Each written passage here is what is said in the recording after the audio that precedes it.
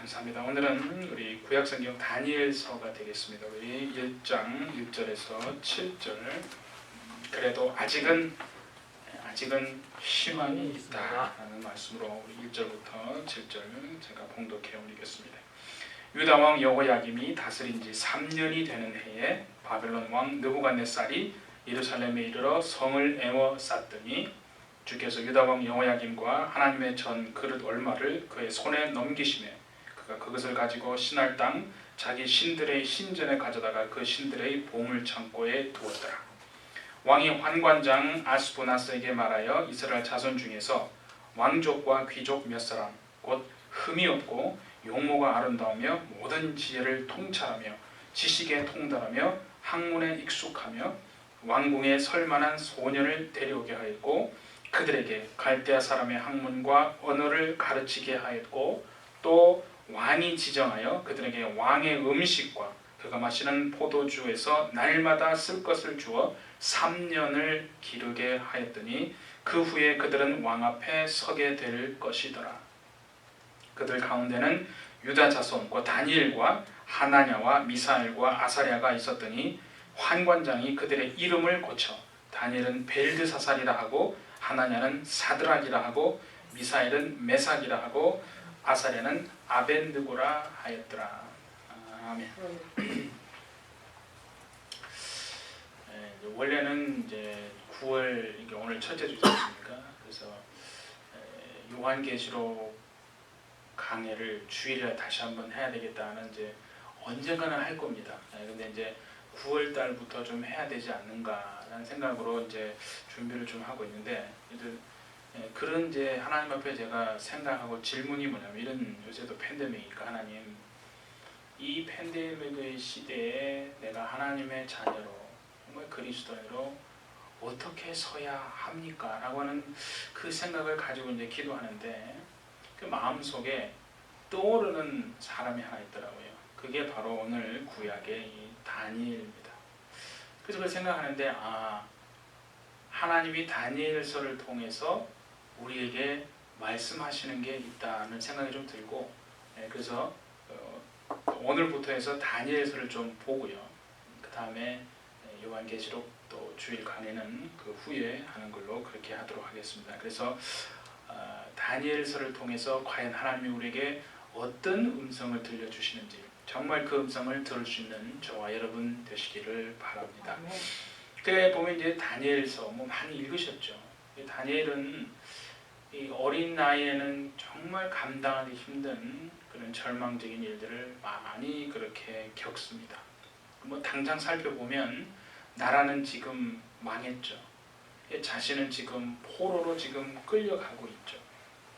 근데 그런 정말 암울하고 참 답답한 현실인데도 불구하고 다니엘의 삶을 찾아보면요.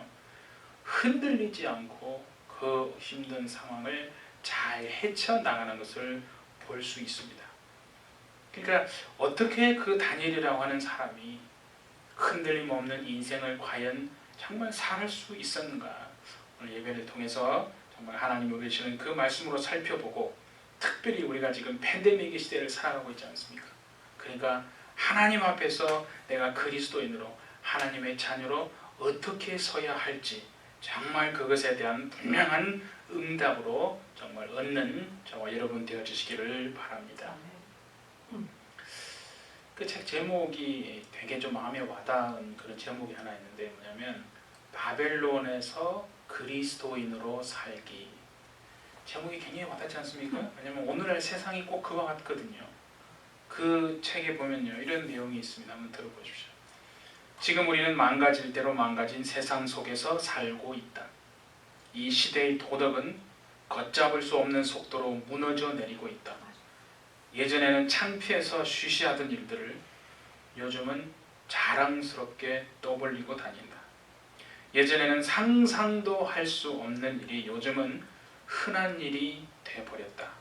다니엘서에서 우리가 절대 놓치지 말아야 하는 것은 불경건한 세상 문화의 한복판에서 다니엘이 어떤 삶을 보여주었냐는 것이다. 그것은 특히 오늘을 사는 우리에게 꼭 필요한 교훈이다. 제게 그렇게 되었습니다. 정말 거기서 말하는 그 교훈이 오늘 이 팬데믹의 시대를 살아가는 그리스도인으로 하나님의 자녀로 살아가는 저와 여러분에게도 큰 도전이 되어줄 수 있기를 예수님의 이름으로 축복합니다. 다니엘서 1장 이제 우리가 읽은 본문이지만 첫 번째 절을 보면요, 다니엘이 어떻게 시작하냐면 굉장한 비극으로, 정말 참담한 비극으로 시작합니다. 거기 보면 이렇게 되어 있죠, 그죠?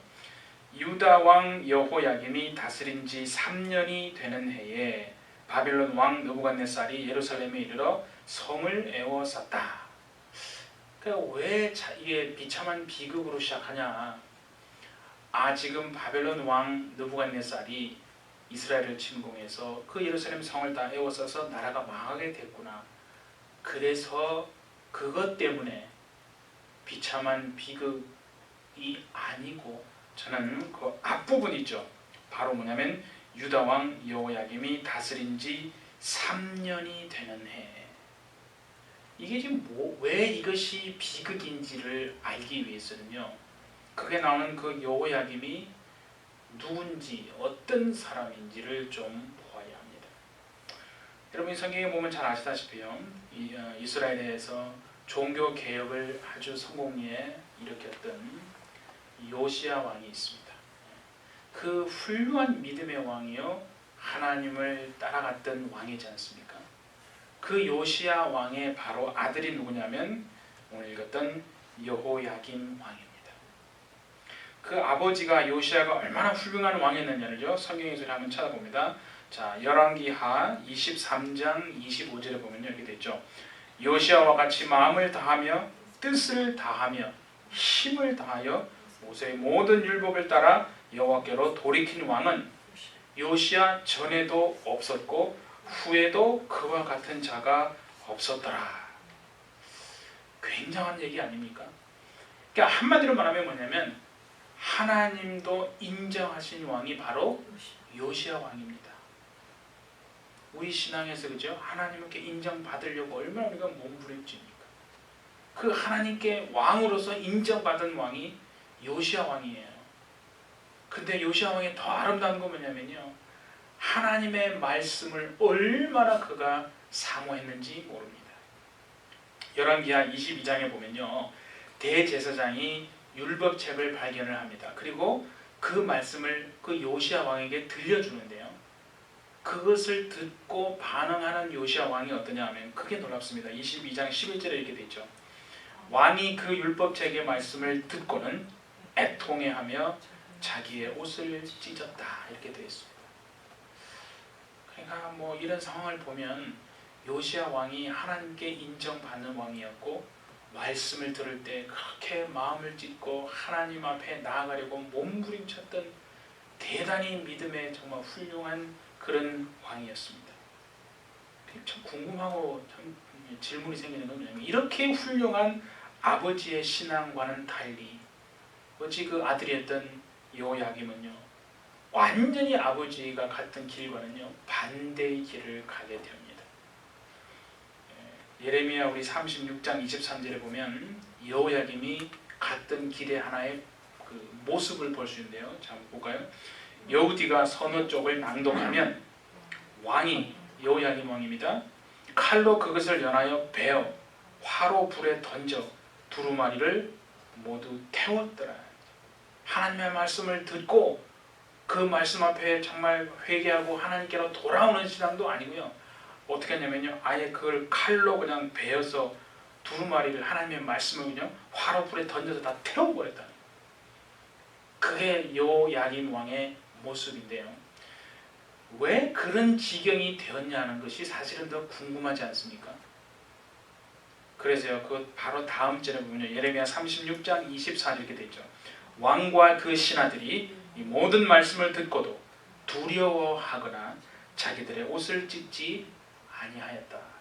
그러니까 한마디로 말하면 뭐냐면, 왜 그런 지경까지 갔냐면요, 하나님을 결코 두려워하는 인생이 아니었다는 것입니다. 여호야김은 그가 왕이 되어서도 하나님을 결코 두려워하는 왕이 아니었다는 겁니다.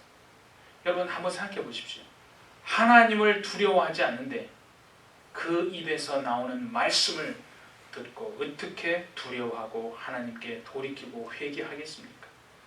그러니까 여러분, 이 여호야김 왕은요, 하나님과 그 말씀을 따라 산 왕이 결코 아니고 그냥 눈에 보이고 느껴지는 그 환경에 따라서 살아갔던 왕입니다. 바벨론에 붙어야 내가 살아남는가? 아니면 애굽에 붙어야 살아남는가?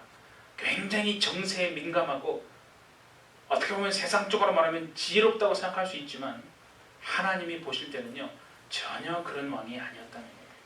그냥 눈에 보이는 환경에 이리 휩쓸리고 저리 휩쓸려서 어떻게 하면은 조금 더 이렇게 왕의 자리를 지키고 그렇게 살아갈 수 있을까?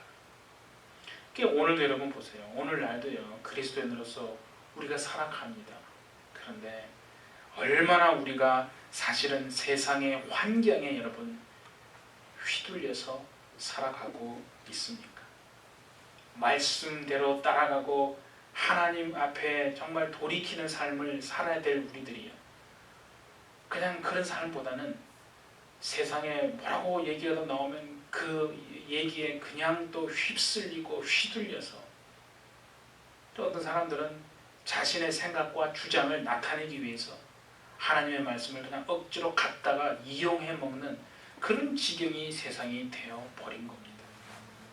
그러니까 오늘 이 1절에요, 여호야김이 유다왕으로서 다스린 지 3년이라는 이 말이 왜 비극인 줄 아십니까?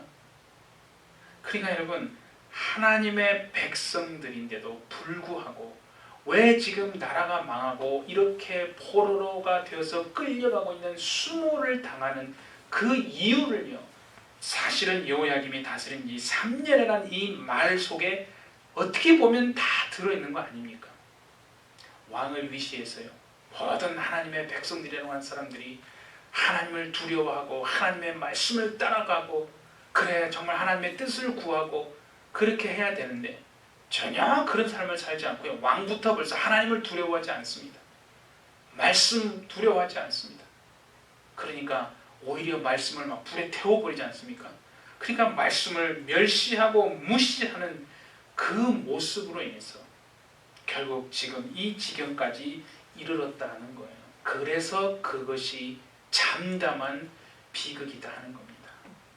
단순히 지금 여러분 바벨론 왕 느부갓네살 왕이 지금 이스라엘에 침공해서 예루살렘을 다 지금 에워싸서 나라가 망하게 생겼다는 그 자체, 눈에 보이는 것만 절대로 보아서는 안 되고요, 우리는 그 앞부분, 정말 그 왕을 위시한 모든 백성들의 정신 상태가 어떻게 했는지를요 볼 수 있어야 합니다. 그게 사실은 참담한 비극이다 하는 거 아니겠습니까? 그러니까 우리도 그리스도인으로 하나님의 자녀로 이 땅을 살아갑니다.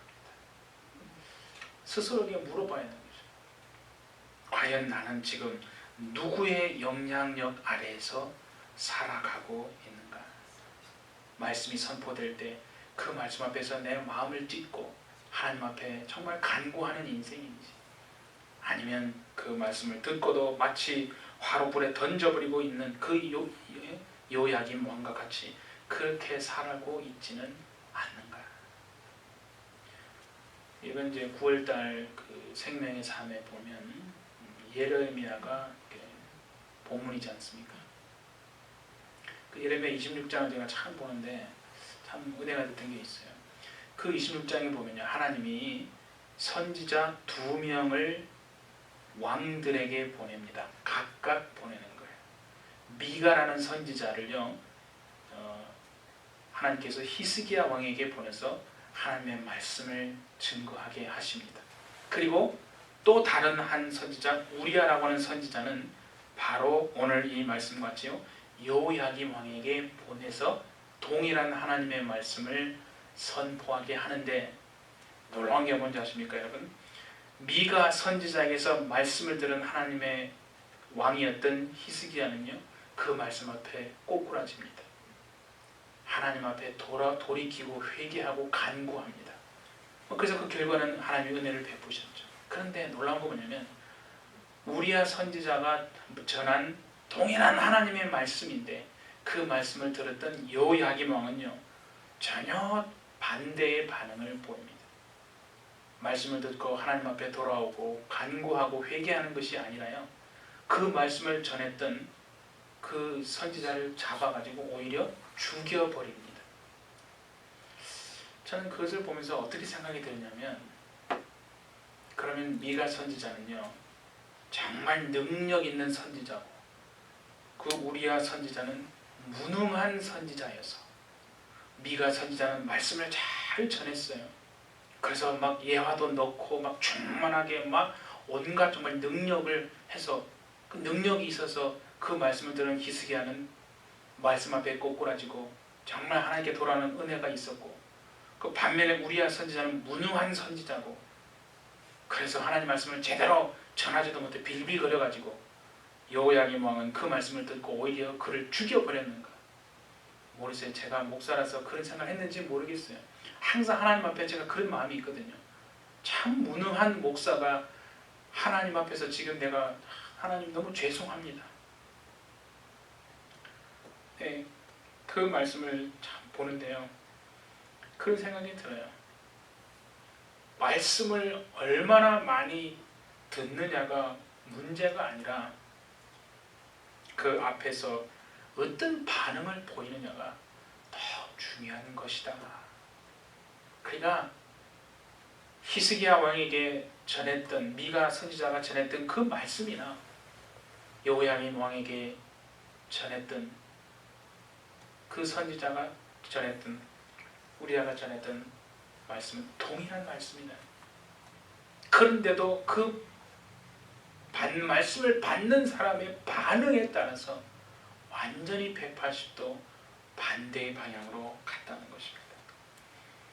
그러니까 제가 무슨 얘기를 하려고 그러냐면요. 다니엘이 살아가던 그 시대가 너무나 오늘날과 같은 닮아있다는 그런 생각이 듭니다. 그러니까 하나님의 말씀을 무시하고 아주 무시하는 단계를 넘어서 멸시하던 그런 시대, 그런 시대를 살아가던 사람이 바로 다니엘인데요. 그런 다니엘이 정말 그런 암울한 시대를 살아가면서도요. 포로로 지금 끌려가지 않습니까? 그러면서도 세상 앞에 하나님 앞에서 전혀 흔들림 없는 삶을 살아가고 있더라고요. 그래서 오늘 제가 정말 여러분과 나누고 싶은 건 뭐냐면 어떻게 정말 그 다니엘은 그런 상황 속에서 세상 가운데에서도 흔들림 없는 삶을 살 수 있었는가. 두 가지를 여러분과 함께 나누고 싶습니다. 첫 번째는 뭐냐면요. 다니엘은 하나님의 백성으로서의 자신이 가져야 할 그 정신을요. 어떤 상황에서도 잃지 않았다는 겁니다. 하나님의 백성으로서 가져야 할 그 정신 결코 놓친 적이 한순간도 없다는 겁니다. 바벨론이 사실 여러분 포로로 잡아온 사람들을요 어떻게 했냐면요 유아 정책을 썼거든요. 무조건 막 고난 주고 막 핍박하고 죽이지 않았어요. 대체로 세 가지 정책을 썼어요. 그게 뭐 성경 보면 알겠지만요. 첫 번째 포로로 끌려온 사람들을 뭐 했냐면요. 그 바벨론의 언어와 학문을 가르쳤어요. 그렇죠?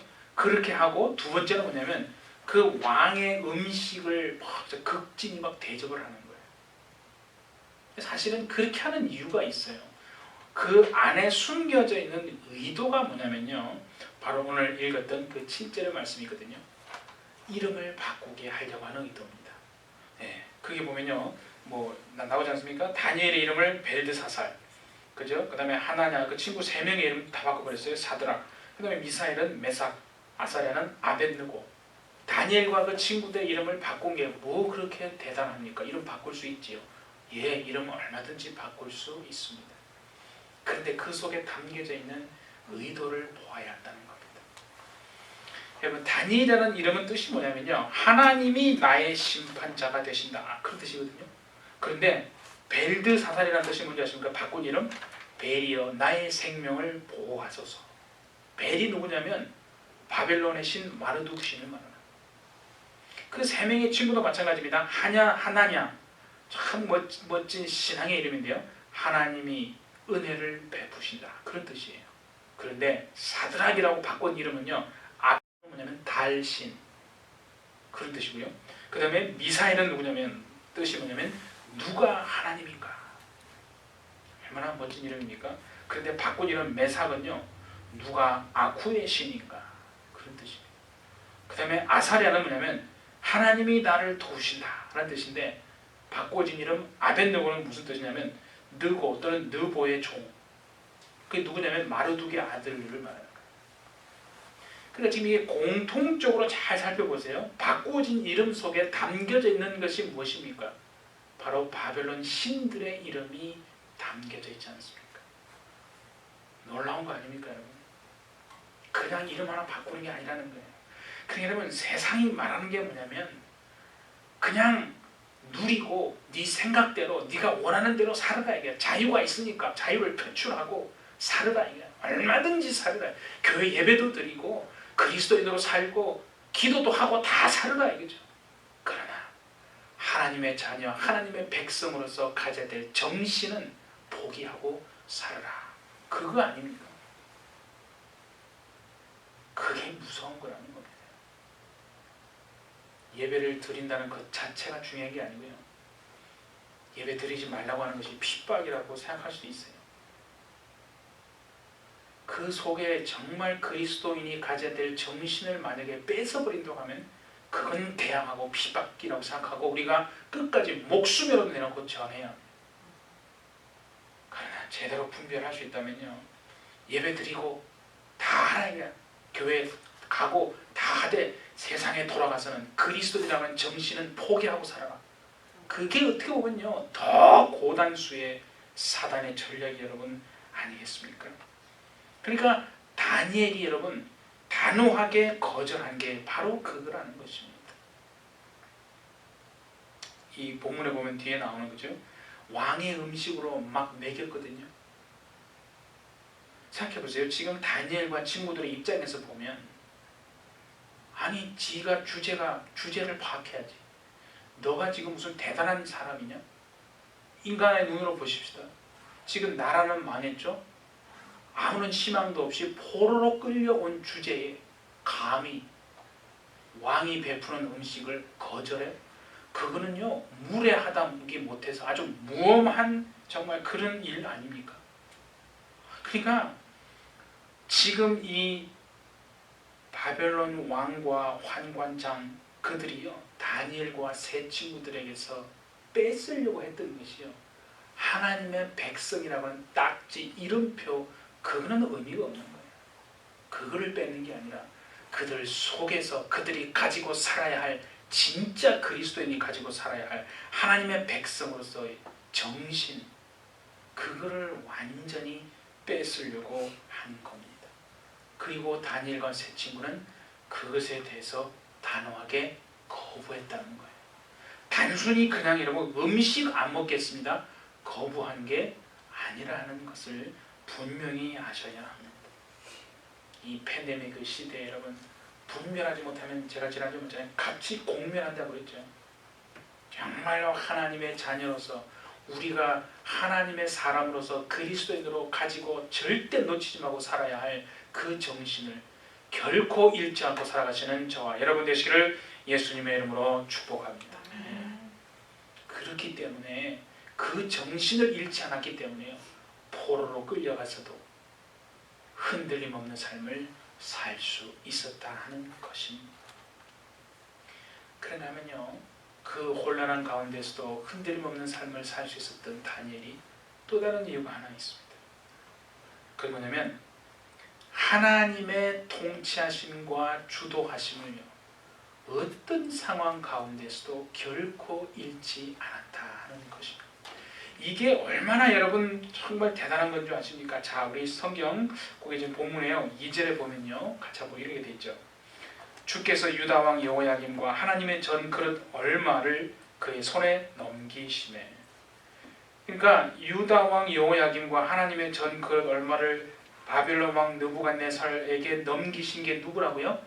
주께서. 그 주께서란 말에 아주 강력하게 여러분 그게 떠올라야 됩니다. 그러니까 그냥 육체의 눈으로 보면, 그렇죠? 뭔 뜻입니까? 지금 바벨론 왕이 이스라엘을 망하게 했고 그 결과 지금 다니엘은 자신이 포로로 끌려가는 겁니다. 그게 팩트예요. 그렇죠? 그런데 다니엘은요 그것만 보고 있지 않다는 거예요.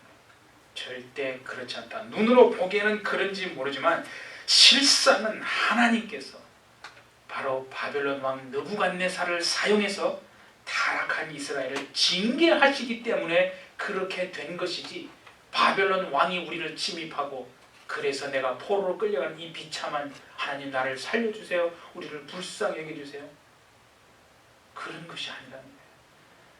믿음으로 살아내야 할 정말 하나님의 백성으로서 잃지 말아야 될 정신을 다 잃어먹고 사는 그들을 믿지 않는 바벨론 왕 느부갓네살을 사용해서 타락한 하나님의 백성을 돌아오고 돌이키게 하기 위해서 징계로 지금 사용해서 우리가 지금 이렇게 포로로 끌려가고 있는 것입니다 라고 하는 하나님의 주도하심과 통치하심, 그 믿음으로 바라보고 있다 하는 것입니다.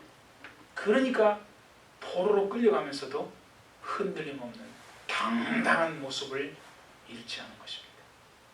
얼마나 멋집니까? 그런가 하면 여러분, 오늘 이 구절은 없지만 그 9절 성경에 있는 분은 아실 거예요. 9절에 보면 이렇게 돼 있어요. 하나님이 다니엘로 하여금 환관장에게 은혜와 긍휼을 얻게 하신지라, 이런 말이 나옵니다. 그러니까 그게 무슨 말입니까? 다니엘이 운이 좋아서 참 마음 착한 환관장을 만나가지고 호의를 받았다.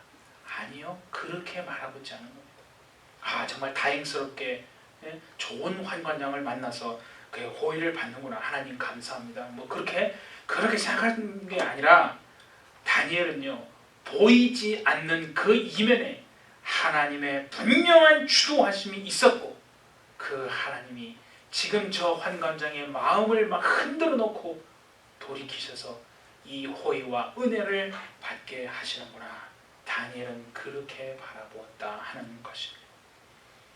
그러니까 여러분, 이게 뭐 두 가지 예를 들은 거지만, 세상이 다니엘은요 아무리 암울하고 흑암에 쌓여 있어도 그 보이지 않는 너머에 계신 그 하나님의 주도하심을 결코 놓친 적이 단 한순간도 없다는 것입니다. 그러니까 그냥 육체의 눈으로 겉으로 보면 느부갓네살 왕의 통치 아래에 내가 있는 겁니다.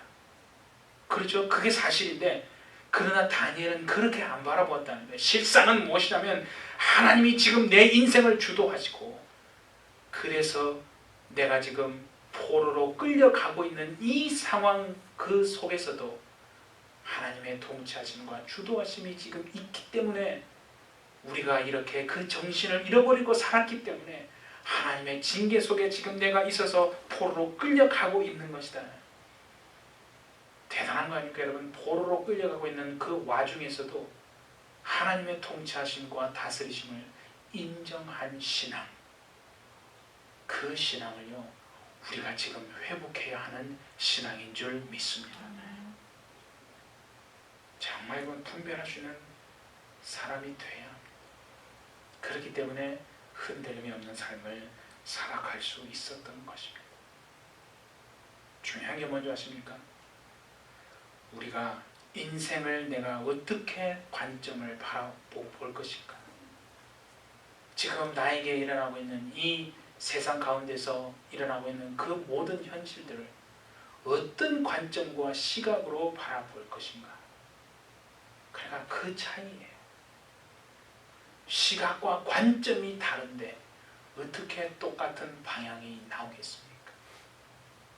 그러니까 여러분, 제일 중요한 건 뭐냐면요, 하나님의 주도하심을 인정할 수 없는 사람은요 절대로 그렇게 바라보지 못하는 것입니다. 다니엘처럼요 포로로 끌려가고 있으면서도 우리가 힘을 합쳐서 정말 일어나서 우리나라를 무너뜨린 저 바벨론 정권에 대항해야 되지 않겠습니까? 하나님이 우리를 도우실 것입니다. 예, 그건 다 속는 거라는 거예요. 그게 사람의 눈으로 볼 때는 좋아 보이지 않습니까? 맞는 것 같고, 그렇죠?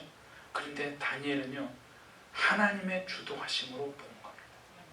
하나님의 다스리심과 통치하심의 관점에서 바라보니까 비로소 인생을 바라보는 그 관점과 해석이 바뀌어지더라 하는 것입니다.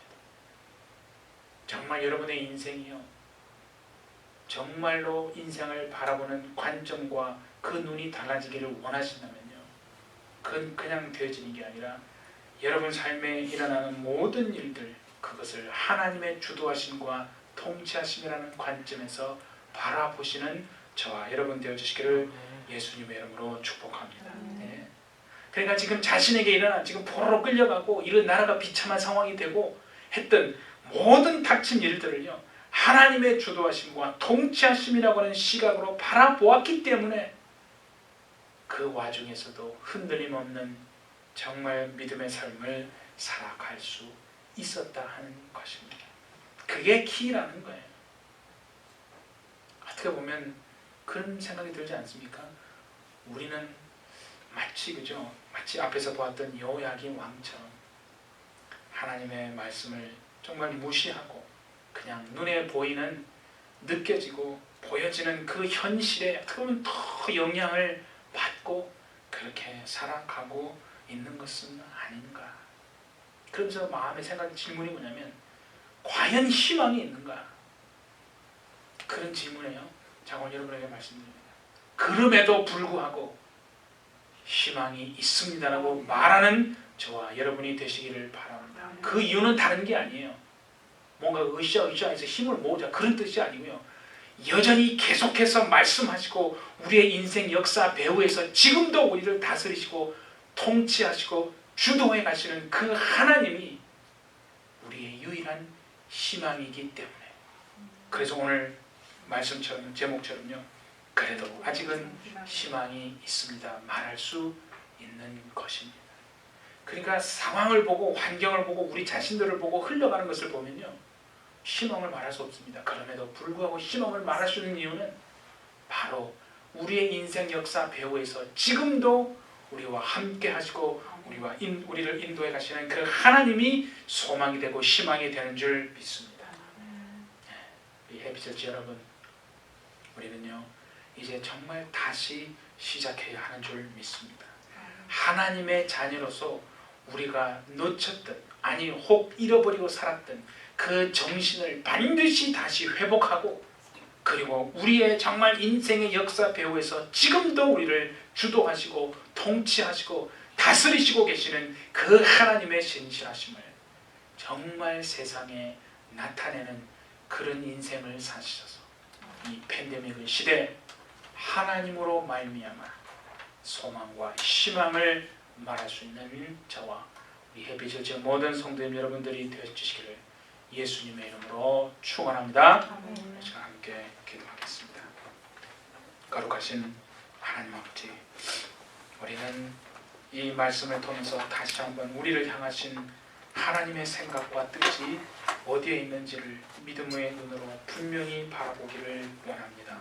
포로로 끌려가고 나라가 망하여 아무런 희망이 없는 그 가운데서도 다니엘은 정말로 아버지 하나님 그 믿음의 눈을 들어 결코 흔들림 없는 인생을 살아갈 수 있었던 그것이 바로 그 속에서도 하나님이 자신의 인생을 끌어가시고 주도하시고 다스리시고 통치하신다고 하시는 그것을 결코 놓치지 않고 포로로 끌려가서도 하나님의 백성됨으로써 그 정신을 결코 잃지 않았던 삶을 살았기 때문에 그 흑암 속에서도 정말 아버지 하나님 흔들림 없는 삶을 살아낼 수 있었던 것을 봅니다.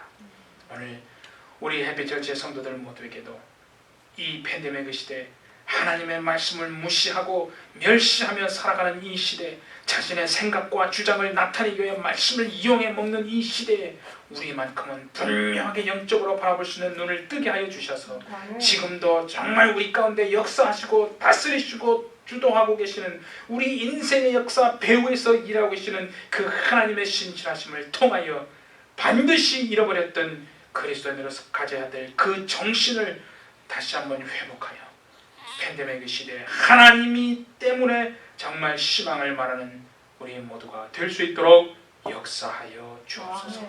우리를 불쌍히 여기시고 긍휼히 여겨주시기를 원하며 감사드리고 예수님의 이름으로 기도하옵나이다. 아멘. 아멘.